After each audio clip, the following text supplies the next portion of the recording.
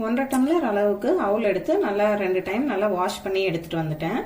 இதுல ஒரு நெல்லிக்காய் சைஸ் புளிக்கரைசல் சேர்த்துக்கலாம். 1/4 ஸ்பூன் அளவுக்கு மஞ்சள் தூள் சேர்த்துக்கோங்க.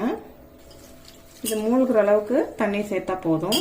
இந்த மாதிரி தண்ணி ஊத்திட்டு ஒரு 1 ஹவருக்கு இது நம்ம ஊற வச்சிடலாம். அவுல் இப்போ 1 ஹவருக்கு நல்லா ஊறிடுச்சு. இதை நம்ம தாளிச்சு விட்டுறலாம். 1/2 ஸ்பூன் அளவுக்கு கடுகு சேர்த்துக்கலாம். இதோட பச்சை மிளகாய் சேர்த்துட்டு நம்ம இதில் சேர்த்துக்கலாம்.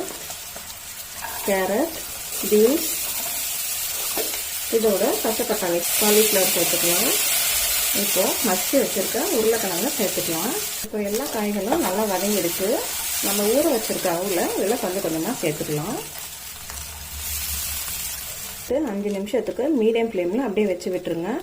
இந்த மாதிரி வைக்கும்போது நல்லா அவுல் சாஃப்டாக இருக்கும். இப்போ நம்மளோட வெஜிடபிள் அவுல் உப்புமா சூப்பராக ரெடி ஆயிடுச்சுங்க.